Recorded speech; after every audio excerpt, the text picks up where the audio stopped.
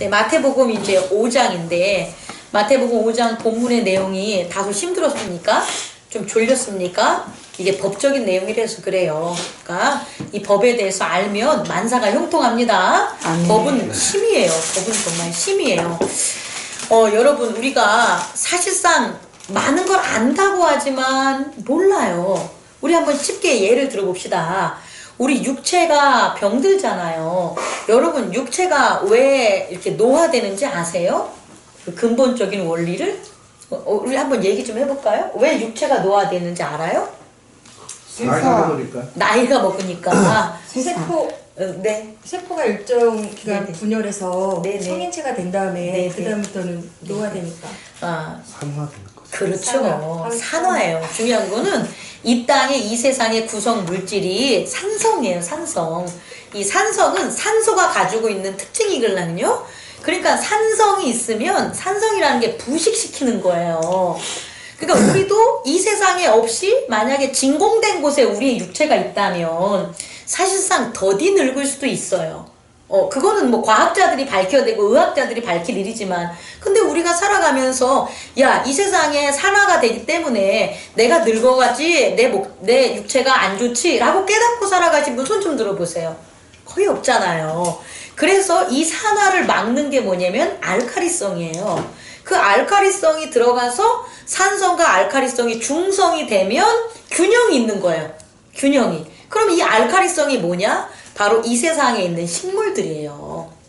물들이 되는 거고. 그러니까 물이나 식물이나 이런 것들의 맑은 것들을 먹으면 우리 몸에 산소가 호흡이 되면서 나타났던 영양소들이 산화됐던 것들을 뭐화시킨다? 중성화시키니까 우리 몸이 그대로의 상태를 유지할 수 있는 건데 그렇지 않으면 쓰면 쓸수록 몸은 쓰면 쓸수록 다시 말해서 몸이 쓰면 먹는 거 많이 먹을 거 아니에요? 그럼 그 먹는 것을 뭐 합니까? 소화시키잖아요. 소화시키면 시킬수록 세포도 산화되고 공기도 산화된다는 거예요. 그래서 그것을 막는 게 뭐다? 알카리성이라. 근데 우리 그렇게 우리가 어렸을 때 우리 부모님이 육체에 대해서 그렇게 가르쳐 줬어요. 그래가지고 그 식단과 그것이 습관화된 거예요. 그렇다면 여러분들 지금 먹는 게 많이 틀려졌겠죠. 식문화가 많이 틀려졌겠죠. 근데 안 그랬다는 거예요. 우리 부모님들은 보릿고개를 겪으신 분이니까 뭐든 입으로 들어가는 거면 뭐다. 다 좋은 거예요. 다 감사한 거예요. 특히 못 먹었던 신분제도에 있었기 때문에 고기나 이런 거 먹으면 그것에 대한 효과나 이런 걸 떠나서 맛있다, 좋다, 뭐 풍요롭다 이런 것의 가치가 결합이 돼 있으니까 식문화 자체가 우리가 말 그대로 몸을 건강히 하는 문화가 아니었고 오히려 더 안 좋은 문화를 이렇게 경험했다는 거예요. 다시 말해 제가 얘기한 거는 건강하는 법을, 육체의 법을 많이 알면 알수록 그리고 그 법을 내가 뭐 하는 거예요? 다스리는 거예요. 그러니까 아는 것을 내가 뭐 하면 다스리면 몸은 당연히 어떻게 된다? 건강해진다라는 거예요. 근데 법을 모르고 그 법을 집행하고 다스리지 않으면 법을 알아도 소용이 있다 없다? 없다라는 거예요. 여기서 좀 더 나간 게 행복이라는 거예요. 우리 현대인들의 삶이 이제 먹는 거에 문제가 끝난 거예요. 그러니까 또 육체적인 어떤 것에 대한 게 들어와도 그 정신적인 거나 마음에 대한 세계에 있어서 행복을 못 느끼니까 야 그러면 육체적인 행복과 마음에 있는 법이 다른 게 아니냐 이렇게 이제 자각하기 시작한 거죠. 예전까지만 해도 육체의 법이 마음의 법과 같다고 생각을 한 거예요. 그래서 돈이 많고 건강하고 힘이 있으면 잘 사는지 생각을 한 거죠. 근데 점점 현대사회에 오니까 어떻게 돼요? 아니구나. 아무리 돈을 많이 벌고 해도 행복이라는 게 없구나라는 걸 하니까 그럼 이 영역은 다른 영역이겠구나 그래서 마음의 법을 자꾸 찾은 거예요. 그래서 멈추면 비로소 보인다는 그런 해민 스님인가요? 그분이 쓴 책이 얼마나 에세이가 광풍적인 걸 일으켰어요. 그건 뭐냐면 그동안 육체적인 법에 따라서 행동을 했다면 이제는 마음의 법은 다른 법이 있겠구나. 그럼 그 법이 뭐지? 그걸 이제 찾게 된 거예요. 그래서 마음 힐링, 마음 뭐 다스림, 마음 뭐 살림 뭐 기타 등등 해가지고 요새 많은 그런 광자나 이런 게 있잖아요. 그거는 마음을 뭐 하는 거예요? 건강하게 해줄 수 있는 법을 서로 나누고 세우는 거란 말이에요. 이것도 마찬가지로 마음을 다스리는 법을 못 배웠어. 부모로부터. 야, 너 참어. 너 그런 거 아니야. 너 참어. 네가 왜 이러니? 막 이런 법에서만 사는 사람은 마음의 법이 문을 닫고 억압을 한 거잖아요. 그런 자들은 나중에 자기가 어른이 돼서 그 마음을 제대로 남의 마음을 못 받아들이고 공동체에서 서로 커뮤니티하는 상대방의 그런 걸 이해 못하니까 오히려 더 어떻게 돼요? 소통하지 못하는 사람이 돼가지고 뭐 사업이나 일이나 그 사람의 커뮤니티에서 배제당하게 되잖아요. 그래서 마음의 법을 이제 알게 된 거예요. 여러분도 이 마음의 법은 사회생활을 하면서 이렇게 해요. 학교 뭐 이렇게 제2차적인 학교라든지 혹은 어떤 직장이라든지 혹은 가정이라든지 이런 데를 통해서 마음의 법을 배우는데 마찬가지로 그렇게 많이 배우셨냐는 거예요. 여러분 마음 여러분 다스립니까? 여러분 스스로 자기의 마음을 다스립니까? 위로해줍니까? 그런 걸 못한다면 마음 다스리는 법을 못 배운 거예요. 그리고 만약에 이제 배웠어. 근데 그게 배웠다고 해서 내가 그걸 적용하냐? 못해요. 왜 못하냐? 이미 내 마음의 그 법을 받아들이지 않는 잘못된 그릇된 법이 있기 때문이에요. 세 번째로 영적인 거예요. 이 거룩하다 영적인 것은 우리의 존재의 실존이 육체적인 존재 혹은 에고적인 존재, 정신적인 존재, 그리고 영적 존재 세 가지 실존이 있기 때문에 그러는 거. 우리는 세 가지 실존의 세계로 우리가 이루어져 있다는 거예요. 그래서 영적인 걸 하면 사람들 뭐라 그래요? 기도 열심히 하고 방언하고 통변하고 막 그런 거 하면 아, 저 사람은 영적 사람이야 라고 어떻게 했어요? 우리가 또 배웠죠. 그런데 사실 그 사람들이 영적 사람이었나요? 영적 사람이었다면 하나님 나라를 전해야 되고 하나님의 사랑을 전해야 되고 하나님의 뜻을 나눠야 되고 하나님의 능력이 보여야 되는데 아니라는 거예요. 그렇다면 그것 또한 영적인 법이 그릇된 법이었구나라는 걸 이제 깨닫게 되는 거죠. 다시 말해 오늘 우리가 하는 이 법은요 실제적으로 우리한테 너무 중요한 거예요. 왜냐면 우리 지금 여기 모인 저를 포함한 우리들이 정말 육체적인 법, 마음의 법, 이 영적 법에 있어서 안다고 자부하는 사람이 없다라는 거예요. 또 하나는 그렇지 못하기 때문에 지킨다고도 자랑할 수가 없었다는 거예요. 그런데 이 영적인 법만 우리가 깨달으면 이게 순차적으로 마음을 다스리고 마음이 다시 육체를 다스리는 일타삼피 일타삼피? 이거 뭐라 그러죠? 일석삼조 이런 것을 갖다가 가지고 온다라는 거예요. 그래서 오늘 우리가 이렇게 말씀으로 이 법을 깨닫는 건 너무 중요한 거라는 걸 저 여러분들에게 좀 다시 한번 확인해 드리고 싶어요.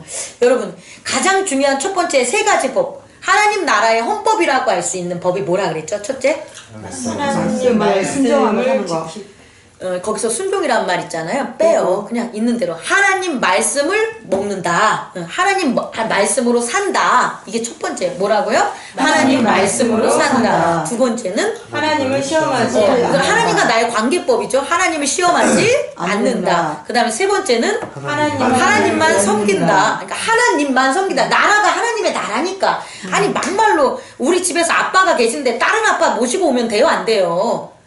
안 되잖아요. 내미 집 아빠를 갖다 우리 아빠라고 우리 아빠가 버젓이 살아있는데 데려오면 그 진짜 아빠가 가만히 있겠습니까? 짜증나죠. 그러면 우리가 아빠가 우리 여기 지금 아빠들이 있는데 기분 제일 자식한테 나쁠 때가 뭐예요? 아빠를 우습게 그렇죠. 아빠를 우습게 보는데요. 그걸 노골적으로 해서 어떻게 보냐면 남의 아빠를 나보다 더 따르고 인정할 때 제일 꼴 보기 싫은 거예요. 근데 이걸 그대로 적용을 하시라는 거예요. 어디에? 하나님에게. 하나님 나라니까 하나님만 섬기다. 이 세 가지가 기본이고요.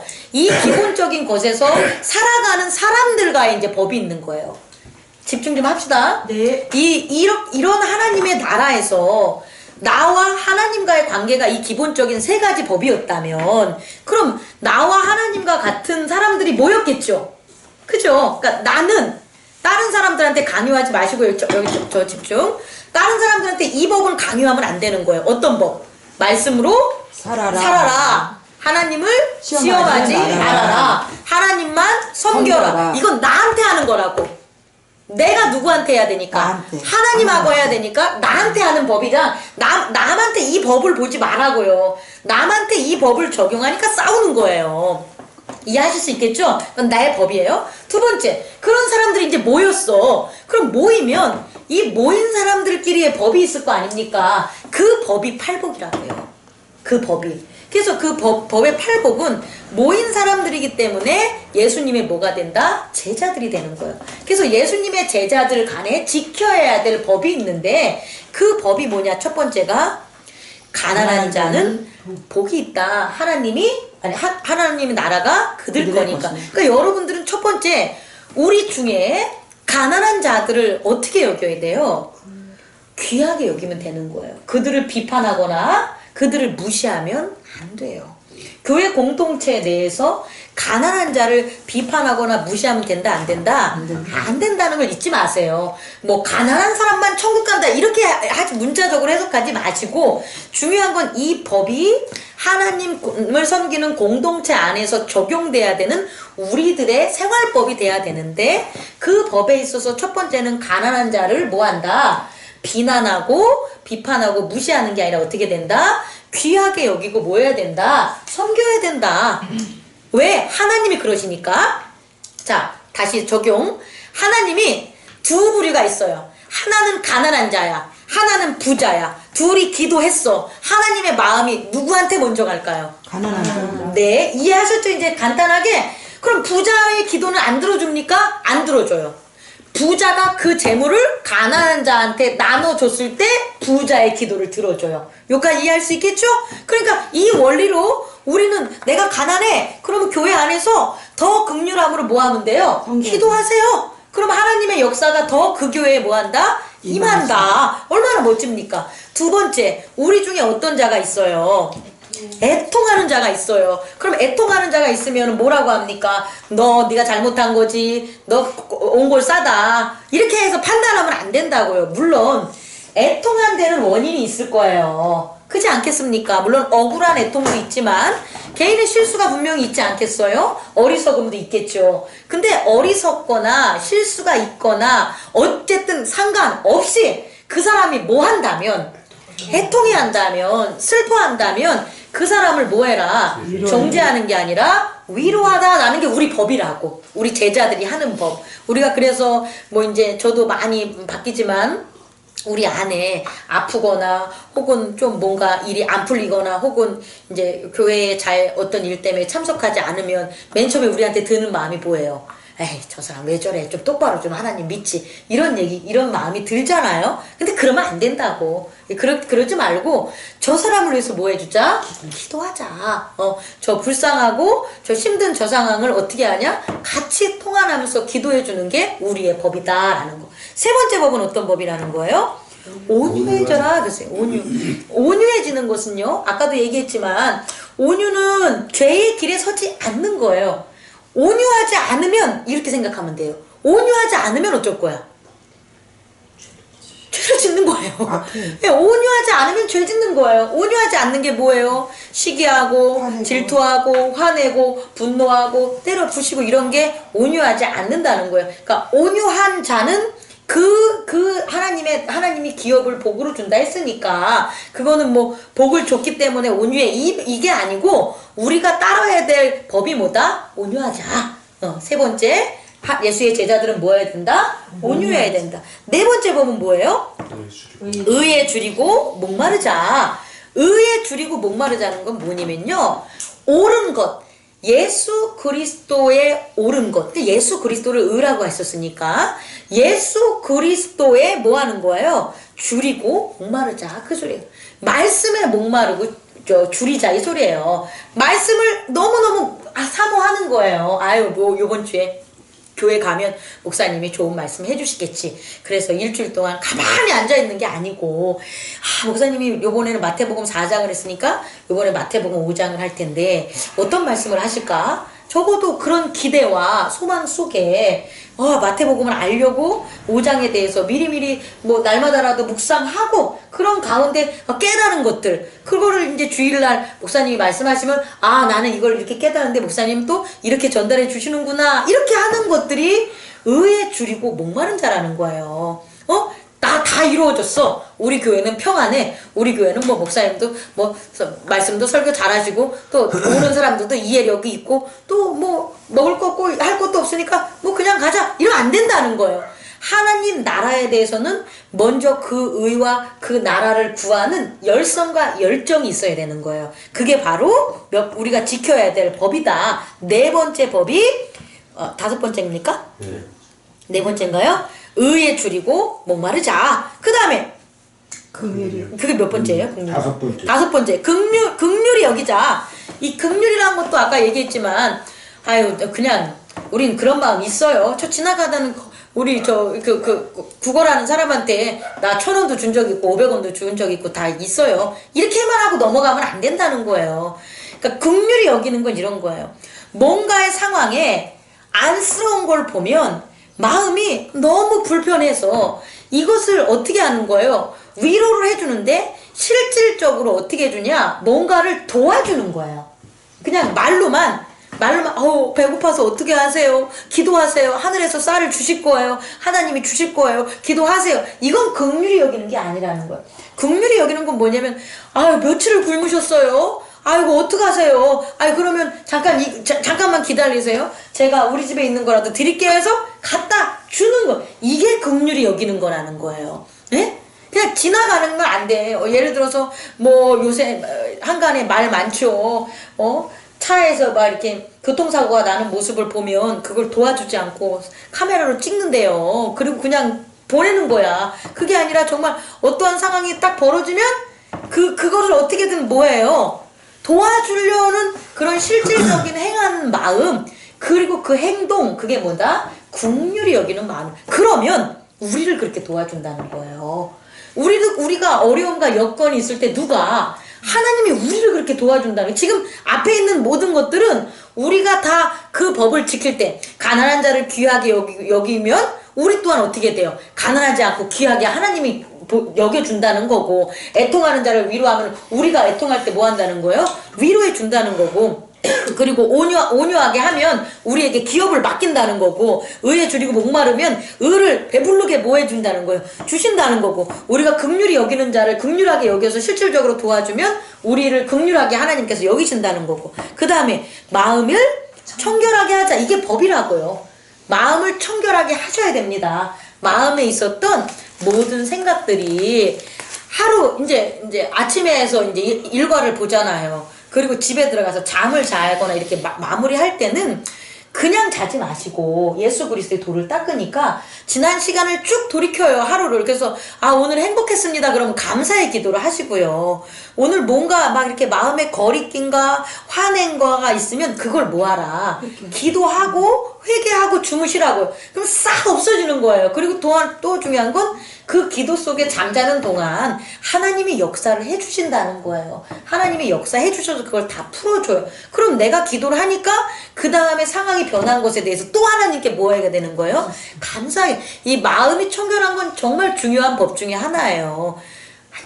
그건 모든 도를 닦는 사람들이 다 그래요. 하물며 그리스도의 도를 닦는 사람이 그렇게 안 하면 안 된다는 거죠. 자, 그 다음에 또 지켜야 될 건 뭐냐? 화평케 한다. 이거 되게 우리가 지켜야 되는 거예요. 악을 따르지 않고 하나님을 따르면 당연히 화평을 따라야죠. 화평을 지키고 피스메이커가 돼야 되는 거예요. 화평을 만드는 사람이 우리가 돼야 돼요. 그저께 또 교회 목사님들 잠깐 모임에서도 만났는데 또 한 목사님이 하는 말이 우리나라가 공산화 돼가고 있다고 또 막 해가지고 지금 말이라도 안 하시면 진짜 좋텐데. 아니 우리가 당신보다 멍청해? 생각해봐요. 우리가 당신보다 멍청해? 우리가 멍청해서 공산화 돼가지고 우리가 가지고 있는 걸 다 뺏기겠어요? 잘 살려고 하는데, 여러분들이 다 공산당해도 나는 안 되고 싶어. 나는 이 행복을 느끼려고 안 지키겠어요. 우리가 멍청한 사람들이 아니잖아요. 자기만 똑똑한 거야. 다들 공산화 돼가고 있는데 가만히 있는 거고. 그럼 본인은 뭐 하고 있냐고. 아니에요. 평화라는 것에 대한 값어치는 상당히 중요한 거예요. 우리 이제 집사님 나이 들어가면서 가정의 평화, 기업의 평화, 교회의 평화가 얼마나 중요한지 아시잖아요. 그 평화를 잃으면 여태까지 있었던 모든 노력이 싹 없어져요. 아무리 내가 기업에 번성을 해도 와이프랑 이혼을 해. 그렇게 무슨 의미가 있겠냐는 거예요. 아무리 내가 만약에 박사학위를 받고 남들한테 존경을 받아도 자식이 내 얼굴을 안 봐. 꼴 보기 싫어하는데 그러면 그게 무슨 의미가 있겠어요? 그게 무엇을 잃은 거냐면 화평을 잃은 거예요. 그러니까 이 화평은 목숨과 바꾼 거예요. 누가? 예수님이 하나님과의 화평을 이루려고 그의 목숨을 버린 거예요. 다시 말해 우리가 목숨을 버리는 그런 중요한 일이 뭐냐고 물어보면 화평이에요. 그 평화를 위해서는 우리는 목숨을 기꺼이 내놓을 수 있다라는 것을 잊지 마시기 바랍니다. 그래서 이 평화를 지키는 게 뭐다? 저와 여러분들의 법이라는 것을 잊지 마시기 바랍니다. 또 그 다음에 뭡니까? 의를 위하여 박해를 받는 자. 여기서 의는 구원으로 바꿔도 돼요. 하나님의 구원을 위해서 박해를 받는 거예요. 나의 사리사욕을 위해서 박해를 받는 건 박해가 아니죠. 그건 그냥 벌이죠. 결과죠. 경쟁이죠. 근데 박해를 받는 건 뭔가를 이루려는 정의를 막는 악들이 하는 거걸랑요. 그 악이 방해하는 게 뭐겠어요? 구원밖에 없어요. 악이 방해하는 건 뭐라고요? 구원. 다시 말해서 우리가 구원을 위해서 뭐한다? 박해를 받아도 각오하라는 거예요. 예수 그리스도의 구원을 위해서 박해받는 걸 두려워하지 말라는 거예요. 예를 들어서 자녀에게 복음을 전할 때 싫은 소리 들을 수 있어요. 그런데 듣는 거는 받아들이라는 거예요. 제 말은. 야, 너 오늘 좀 일찍 일어나서 함께 교회 가자. 그러면 아버지는 왜 저를 그렇게 강요하세요? 이래도 뭐하다? 같이 가자라는 말은 뭐 해야 된다? 해야 되는 거. 왜냐하면 그 아이를 뭐 하는 거니까 구원하는 거기 때문에. 그런데 내 말은 거기서 화는 내지 말라고. 걔가 나를 박해하잖아요. 아빠 말을 우선 어기는 거 아니에요. 엄마 말을 어기잖아요. 그럼 대놓고 너 이 새끼 잘 먹고 잘 살아. 내가 너를 위해서 막 구원받게 하는 건데 그것도 안 들어주냐? 나는 너를 위해서 이렇게 희생하고 사는데 그럼 된다 안 된다? 안 된다. 그건 박해가 아니지. 싸움이지. 구원을 위해서는 뭐를 당해도 된다? 박해를 당해도 된다는 걸 여러분 이 8가지를 모여자 지키자. 이거는 단순히 복의 의미가 아니라 우리의 율법이 되는 거. 우리가 지켜야 될 뭐가 된다? 율법. 그 율법을 지키는 자가 바로 뭐다? 복 있는 자다 그 소리예요. 다시 말해 이 8가지에 악인의 꾀를 쫓지 않는 게 나와 있고 이 8가지에 죄인의 길에 서지 않는 게 들어가 있고 이 8가지에 오만한 자의 자리에 앉지 않는 게 들어가 있다라는 거예요. 그러므로 우린 뭐가 되냐? 예수 그리스도의 제자가 되는 거예요. 그리고 예수 그리스도의 제자가 된 이유는 뭐냐? 우리를 빛과 소금으로 뭐 하는 거예요? 만들어진다는 거예요. 이 8가지를 지킬 때 우리는 복을 받는 거고요. 하나님 나라의 복을 받는 거고요. 복을 받으면서 어떻게 되는 거예요? 세상에 빛과 소금이 되는 거예요. 다시 말해 하나님의 복은 거저주는 게 아니에요. 하나님의 복은 우리가 예수 안에서 그의 율법을 지킬 때에 어떻게 되는 거다? 우리의 변함으로 복이 드러나는 것임을 잊지 말아 주시기 바랍니다. 그래서 16절을 보면 이같이 너희 빛이 사람들 앞에 비치게 하여 그들로 너희 착한 행실을 보고 하늘에 계신 너희 아버지께 영광을 돌리게 하라. 다시 말해 복을 받는 이유, 하나님의 나라, 하나님의 능력, 하나님의 권세, 하나님의 위로, 하나님의 돌보심, 이런 것들을 왜 주냐 보면 뭐예요? 너희들의 그 착한 행실, 다시 말해 팔복을 따르는 그 율법을 따르는 그 착한 행실을 보고 누가 너희들은 빛이 되고 하나님은 뭐를 하는 거예요? 영광을 받게 하기 위해서다라는 거예요. 그래서 19절로 가면 이렇게 말씀하세요. 지극히 작은 것 하나라도 버리고 또 그같이 가르치는 자는 천국에서 지극히 작다 일컬음을 받을 거죠. 이것은 8개 중에서 단 하나라도 예를 들어서 뭐라고요? 작게 여기거나 버리면 천국에서도 그렇게 너를 대할 거다 그 소리예요. 그런데 누구든지 일을 행하며 가르치는 자는 일을 작다 하지 않고 어떻게 하는 거예요? 직접 행하고 가르치는 자는 천국에서 어떠다? 크다 하는 일컬음을 받을 것이다. 천국에서 크니까 여러분이 삶을 살아가면서 큰 권능이 나오겠어요? 안 나오겠어요? 나온다는 거예요. 여러분 팔복이 힘들 수 있어요. 아까 얘기했지만 이게 바리새인과 유대인들이 다 아는 법이 아니에요. 그 사회의 바리새인과 유대인들은 가난한 자는 죄인이야. 애통한 자는 뭔 일이 있어. 너 긍휼해? 너 정죄했어? 그리고 싸워. 법대로 해가지고 서로 분쟁해. 이렇게 한 게 바리새인과 사두개인들의 법이었다는 거예요. 근데 그것을 뛰어넘는 예수님의 법을 가르쳐 준 거잖아요. 그러니까 우리도 마찬가지. 우리 안에 분명히 이런 법들이 있다라는 거예요. 그랬을 때 우리는 뭐 한다? 그것을 작다 여기지 말고 지키자 그 소리야. 지킵시다. 아멘. 지킬 수 있습니까? 아멘. 아멘. 지킵시다. 그러면 하나님이 우리를 크게 일컬으니까 여러분이 이 땅에서 큰 일을 할 수 있는 거예요. 그래서 큰 일을 할 수 있는 우리들로 예수님께서는 우리를 만드시는 거죠. 자, 이제부터 이제 오늘 2부가 들어가는데 좀 어렵지만 갑시다. 2시 30분까지 끝내줄게요. 하면서 10분밖에 안 지났나? 왜 이렇게 시간이 안 가지? 시간 엄청 갔는데. 자, 봅시다. 자, 요것만 하고 빨리 끝낼게요. 이게 되게 중요한 거기 때문이에요. 이렇게 팔복이 우리 안에 지켜졌어. 이건 이제 되게 중요해요. 자, 잘 봐요. 하나님과 우리 안에 지키는 3가지 법이 있었죠. 하나님과 나 자신. 그 다음에 우리 공동체끼리 지켜야 된 제자의 법이 8가지가 있는 거예요. 그리고 그 다음이 세상이에요. 그 다음엔 세상에 나가서 싸워야 되는 거예요. 세상에 나가서 법을 지켜야 되는데 그 법이 20절부터 나와 있다라는 거예요. 그 법이 뭐냐 봤더니 이런 그 하나님과의 3가지 법과 팔복을 이렇게 습득한 자는 21절부터 나오는 법을 할 수가 있어요. 그런데 하나님과 지켜야 될 3가지 법과 팔복을 못하면 21절부터 나오는 걸 도저히 못해요.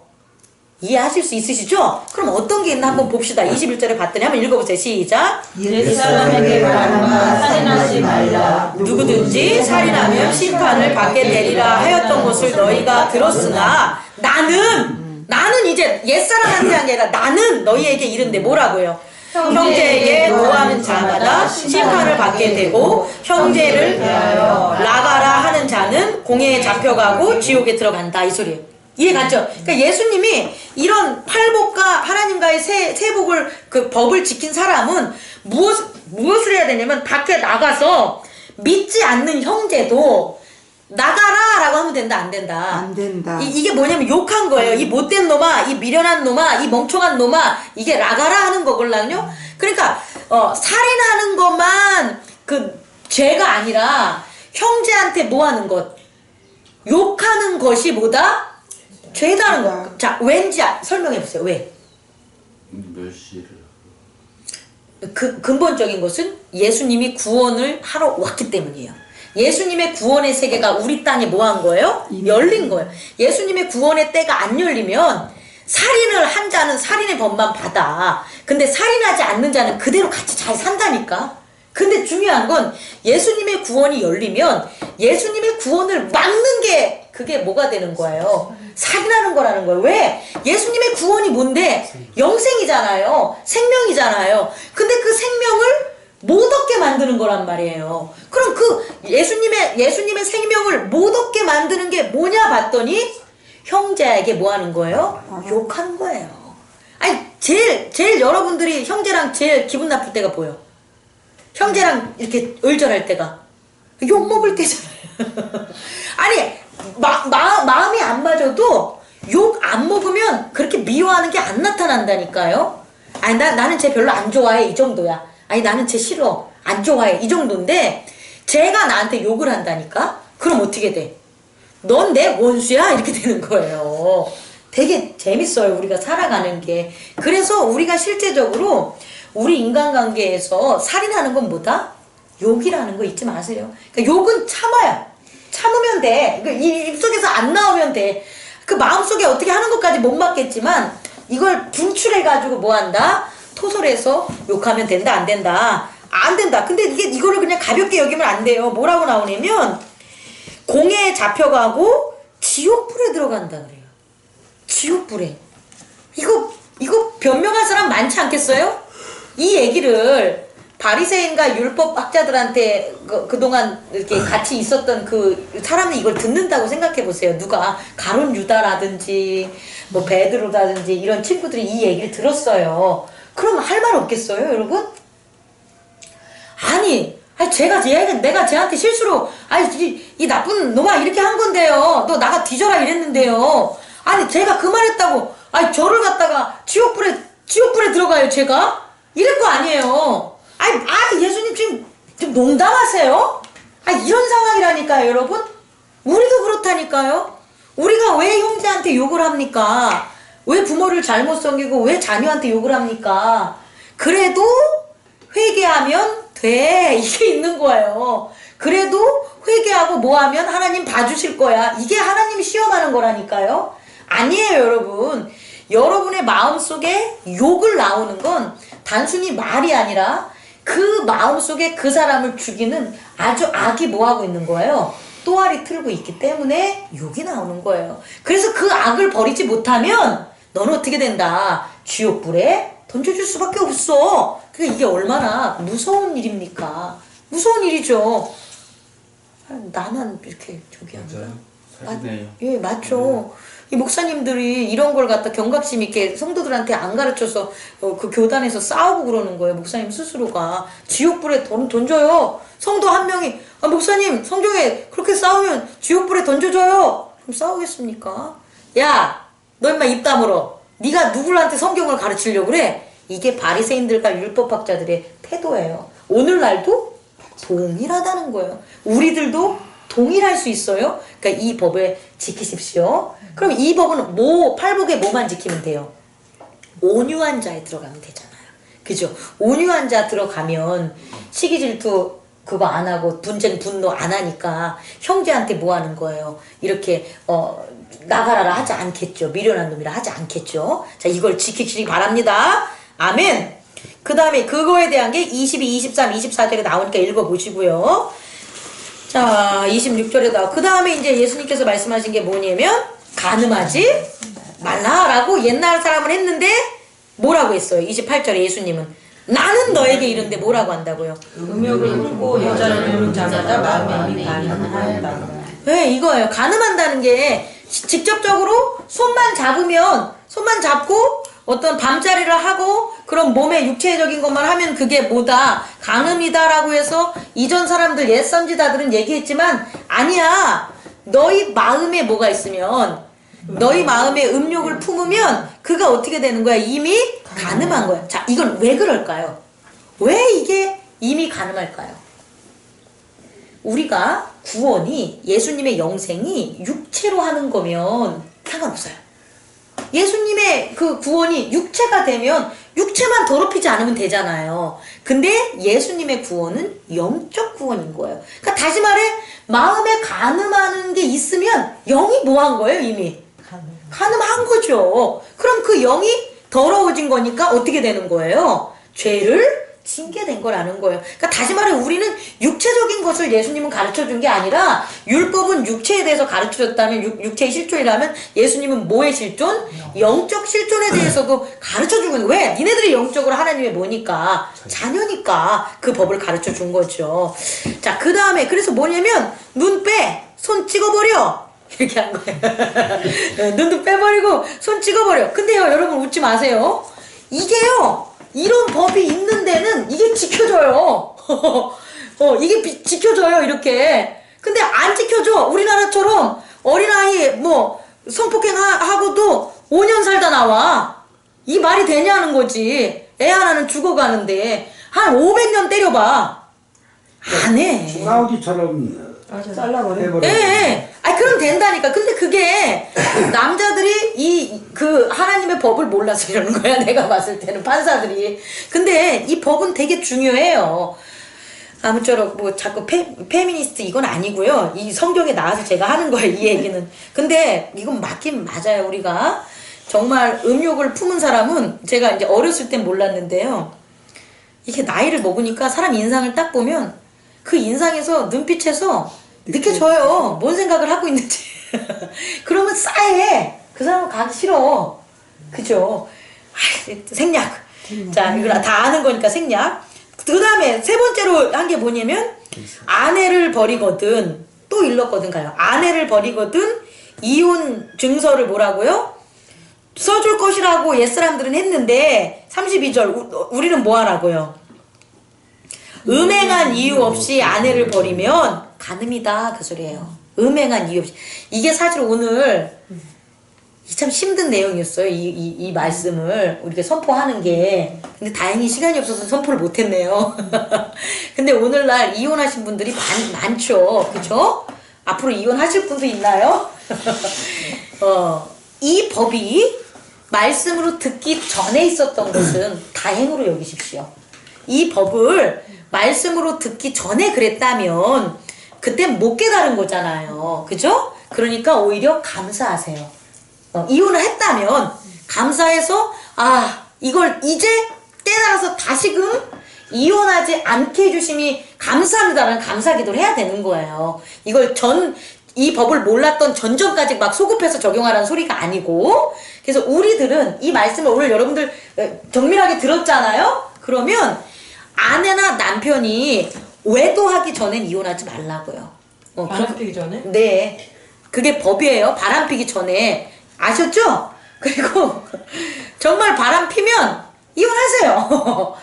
바람 피고 못 이기는데도 자꾸 데리고 살면 안 돼. 그럼 서로 악만 저질러. 그러니까 외도하는 것 없이 가는 그런 거 없이 이혼하지 말라라는 거 예수님이 전한 법이에요. 근데 이것에 대해서 반항한 사람들 되게 많을 거예요. 이거 안 들을 사람. 하지만 여러분들이 예수님의 제자라면 들어야 된다, 안 들어야 된다. 들어야 되는 거야. 혼절 순결도 지켜야 되는 거야. 내가 고리타분해 보이지만, 내가 목사가 되기 전까지는 참 그런 거 안전했지만, 혹은 목사가 돼도 여러분에게 복받는 성도로 인도 안 하려면 안전해도 돼요. 그런데 예수님의 말씀 그대로를 전하면 결혼하기 전에 관계 맺는 건 성경에 좋지 않아요. 안 나와 있어요. 그러니까 해도 돼. 그런 애들이 있었어. 어디? 야곱의 아들들이 있었잖아요. 그런데 그 아들들의 삶이 어땠어요? 아유, 힘들었잖아요. 그렇게 될 수 있다라는 거예요. 제 얘기는. 그러니까 뭐 하든지 말든지 선택인데 복받는 하나님의 백성으로 살려면 혼인 전에 순결 지켜주는 게 맞고, 너 혼자밖에 없어 지금. 그리고 결혼한 다음에도 외도하지 않으면 뭐한다? 품고 살아가셔야 돼요. 기도하시면서 살아가세요. 그러면 내 마음은 애통하고 내 마음은 막 문드러져도 그걸 누가 하나님이 복으로 위로해 주심을 믿습니다. 아멘. 그렇게 삽시다. 그게 우리들이에요. 그 다음에 네 번째는 헛맹세 하지 말라는 거예요. 헛맹세. 뭐라고 하냐면 내가 너희한테 34절 말하는데 하늘로도 하지 말고 땅으로도 하지 말고 예루살렘으로도 하지 말고 내 머리로도 하지 말래요. 왜 맹세하지 말랬을까요? 그럴 것 같죠? 근데 사실은요, 예수 그리스도가 구원의 도가 이 땅에 없으면 맹세해도 돼. 뭐에 대한 맹세니까? 자연에 대한 맹세, 우상에 대한 맹세, 잘못된 지식에 대한 맹세니까 그것이 잘못돼도 상관없어요. 그런데 예수 그리스도의 구원의 하나님의 나라가 이 땅에 already 이미 이루어졌다는 거예요. 완성되진 않아도. 그럼 이 땅은 누가 계세요? 예수 그리스도의 나라고 하나님이 계시는 거예요. 근데 하나님이 버젓이 계시는데 뭐로 맹세를 하겠냐는 거예요. 하나님의 온전한 법이 있는데. 그래서 뭐라고 설명했냐면 하늘로도 하지 마라. 하늘이 뭐니까? 하나님의 보좌. 여러분들이 살아가는 그 하늘에 뭐라고요? 하나님의 보좌예요. 예? 여러분 기도하세요. 비를 내려달라. 햇볕을 내려달라. 기도하세요. 왜? 믿는 자들에게 있어서의 하늘은 하나님이 임재하셨기 때문인 거예요. 두 번째, 땅으로도 하지 말래요. 그 땅은 뭐니까? 하나님의 발등상. 하나님이 그 발등상이니까 그 위에 계심으로 일을 하시겠다는 거예요. 근데 왜 땅에 대해서 뭐하냐? 거짓 맹세를 하냐는 거예요. 또 하나, 그 땅을 더럽히면 안 돼요. 하나님이 계시기 때문에. 하나님이 안 계시면 상관없어요. 근데 하나님의 구원의 도가 있는 땅인데 그 땅을 더럽히면 된다 안 된다. 그래서 믿는 자들은 재활용도 해야 되고 자연도 보호해야 되고 땅도 잘 가꾸고 해야 되는 이유가 거기서 하나님의 어떤 역사가 일어날지 모르는 거예요. 하나님의 발등상이니까 귀하게 여기십시오. 아멘. 내가 땅 어디 막 허튼 곳에 뭐 혹시라도 10평 가지고 있다 그러면 그거 막 없인 여기지 마세요. 그 땅을 통해서 뭐 하실 거니까 하나님은 하나님의 나라를 지을 거니까. 여러분의 집, 우리 교회, 여기를 통해서 통해서 하나님이 역사하시는데 여기다가 어떻게 헛된 맹세하고 앉았냐는 거예요. 하지마. 또 뭐에 대해서도 맹세하지 말래요. 예루살렘에 대해서 막 결국은 예루살렘이라는 건 그 나라의 권세를 가지고 있는 거예요. 우리나라도 하나님이 보호하시고 지켜줘요. 왜? 우리가 하나님을 뭐하니까 믿고 사는 사람이니까. 그래서 우리 나라를 위해서도 우리가 뭐 해야 되는 거예요? 기도하시고 통일에 대해서 평화에 대해서 기도하는 저와 여러분 되기를 원합니다. 또 네 머리도 하지 말래. 네 머리도 하지 말래요. 왜? 너는 네 머리털 하나 뭐 한다. 못하게 한다는 거예요. 다시 말해, 네 몸뚱이도 이제 누가 역사할 거예요? 하나님이 역사하는 거예요. 여러분의 몸을 통해서 하나님의 나라가 역사합니다. 그래서 맹세하지 말라는 거예요. 온전하신 하나님의 역사가 이루어지는 거니까. 그래서 다만 뭐라고 하냐? 뭐라고 하세요? 옳은 거, 옳다, 옳다, 아니다, 아니다라고 하라는 거죠. 자, 그 다음에 이제 뭘 지키라는 거죠? 다섯 번째? 악한 자를 대적하지. 아니, 그 전에 앞이 옛날에 뭐예요? 눈은 눈으로, 이는 이로 갚으라. 이게 악한 자를 대적하라는 거예요. 한마디로 하면 이에는 이, 눈에는 눈. 하무라비가 어쩌게 있는 세상의 법이 되겠잖아요. 근데 나는 너희에게 29절 뭐래요? 악한 자를 대적하지 말라. 잘해요. 악한 자한테 순종하란 말이 아니에요. 악한 자한테 비굴하라는 말이 아니에요. 그렇죠. 악한 자한테 뭐 하지 마라? 대적하지 말라. 못 이겨. 뺨을, 악한 자가 우리의 뺨을 때리잖아요. 그래서 우리가 그 악한 자의 뺨을 때려서 악한 자를 이기면 상관이 없지. 근데 그게 아니라는 거예요. 악한 자가 우리 뺨을 때리면 우리가 그 악한 자에게 주먹질을 날린다고 해서 걔를 이기질 못한다는, 오히려 더 큰 악이 우리한테 들어온다는 거예요. 그러니까 악한 자가 우리의 뺨을 때리면 어떻게 해라? 한쪽 뺨도 내주라 그 소리예요. 속옷을 달라고 하면 뭐하라? 겉옷도 주. 이건 악한 자가 하는 거예요. 이거 악한 자가 안 하면 그냥 준다니까.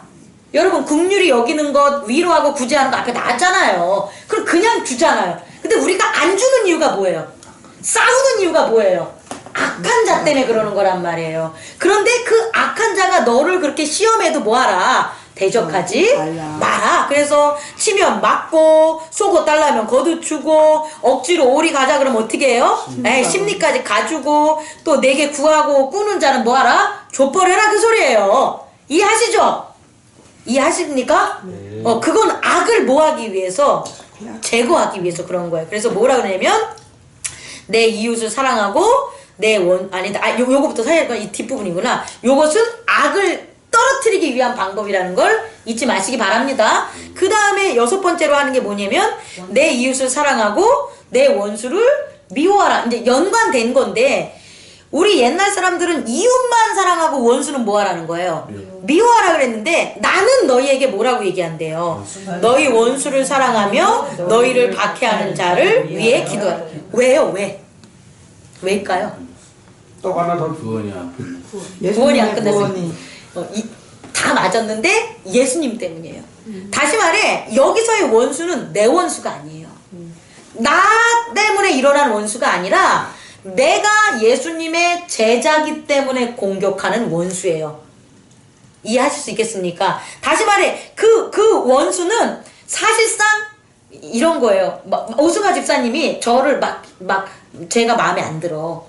그런 일 없겠지만 막 싫어하고 막 마음에 안 들어. 그래도 오승화 집사님은 원수가 아니라는 거예요. 왜냐면 오승화 집사님을 시험하는 그 원수 악을 나는 뭐 해야 되는 거예요? 바라봐야 되는 거예요. 그래서 옛날 사람들은 원수를 미워하고 자기를 사랑하는 사람 이웃만 사랑하라는데 그게 아니라 원수도 사랑하며 너희 박해하는 자를 여기서 뭐라고 나와요? 기도하라. 사랑하라는 말은 마태복음에서 안 나와 있네요. 원수를 사랑하라는 말은 안 나와 나니까? 아니 나와 있네. 너희 원수를 사랑하며 너희 박해하는 자를 위해서 뭐하라? 기도하라. 여기서 사랑한다는 건 구원이에요. 데리고 살라는 소리가 아니라 주님 우리 오승하 집사님이 저한테 욕을 합니다. 주여 이 문제를 해결해 주십시오. 눈물 흘리면서 기도해야죠. 저 이 기도 했어요. 우리 가족을 위해서. 여러분도 있잖아요. 살다 보면 가족이 왼수라고 그냥 기도를 하셔요. 하면 그 문제를 하나님이 해결해 주시더라고요. 그러니까 기도하라는 거예요. 기도. 여러분의 의로 같이 데리고 살려고 노력하지 마시고 그냥 기도하면 그 문제들을 악을 없애주시니까. 그래서 이제 보니까 26절 이제 다 끝났습니다. 이같이 한즉 읽어보세요. 45절 시작. 이같이 한즉 하늘에 계신 너희 아버지 아들이 되리라. 아멘. 이렇게 해야지만 하늘에 계신 하나님 아버지의 아들이 된다라는 거예요. 뭐라고요? 된다. 여기서 중요한 건 되다라는 거예요. 이 되는 게 우리한테는 중요한 거란 말이에요. 지금 여태까지 이 법을 왜 가르쳐 주셨냐 보면 마지막 48절 하늘에 계신 너희 아버지의 온전하심과 같이 너희도 온전하라 라고 해가지고 어떻게 되는 거예요? 이 법을 가르쳐 주신 거예요. 정리하겠습니다. 우리 이 기독교는 변화의 종교예요. 변화의 종교. 근데 왜 변화의 종교냐면 하나님의 진리를 깨우치고 그 진리를 뭐 하는 거예요? 지키는 거예요. 그럼 그 진리를 다른 말로 하면 뭐라 그러냐? 예수 그리스도의 의라고도 얘기해주고 생명의 성령의 법이라고도 하는 거예요. 지금 우리가 나눈 이것들은 성령의 생명의 법이 됨을 잊지 말아 주시기 바랍니다. 그 법 우리 다시 한번 해봅시다. 자, 첫 번째 나와 하나님이 지키는 법. 하나님의 말씀으로 산다. 또 하나님 시험하지 않는다. 또 하나님만 섬긴다. 이제 우리들끼리 지켜야 될 거 팔복 집에 가서 해십시오. 그 다음에 우리들이 이 세상을 살아가면서 우리들과 대적하거나 우리들을 시험해야 하는 이 세상, 그 세상 사람들하고 하는 이런 법, 이 법이 몇 가지가 있었냐? 6가지 법이 있었다는 거예요. 토탈 9가지, 8가지, 17가지. 이 17가지의 법만 지키면 너가 어떻게 된다? 하나님의 아들이 된다. 일컬음이 아니라 뭐라고요? 아들이 된다. 예수님 같이 된다라는 거예요. 된다. 그리고 그 된 건 뭐다? 아버지의 온전하심 같이 너희도 온전해지는 것. 그럼 끝난 거 아니겠습니까? 어디로 갑니까? 하나님 나라. 하나님 나라가 다 여러분의 것, 우리의 것이 되지 않겠습니까? 근데 이것을 안 지키고 우리가 한다면 그건 말이 안 되는 거예요. 그리고 여태껏 그렇게 배워왔어요. 그냥 교회만 나오고 예배만 드리고 아멘 아멘 해서 회개한다고 하고 그러면 뭐 하나님 나라 천국 간다고 생각을 했는데 천국은 하나님의 아들이 돼야 합니다. 네, 하나님의 아들이 돼야 하나님의 온전함이 돼야 우리 또한 그 온전한 천국에 있음을 믿으시기 바랍니다. 근데 이것은 우리의 능력과 돈과 의로 하는 게 아니라 뭐로 한다? 성령이 해주신다. 성령이. 우리는 이것을 지키려는 믿음만 있으면 돼요. 지키겠다는 믿음과 의지만 있으면 되는 거지 여러분을 어거지로 이걸 만들라는 게 아니라 지키겠다는 믿음과 의지와 언약 속에 살아만 가세요. 그것만 잊지 마세요. 그럼 누가? 성령이 이 17가지를 우리를 지키게 해주신다는 거예요. 그리고 우리에게 예수 그리스도의 구원의 도에 참여해서 이 세상을 구원하는 하나님의 역사 가운데 영생의 기쁨을 맛보게 해주심을 잊지 마시기 바랍니다. 기도하겠습니다.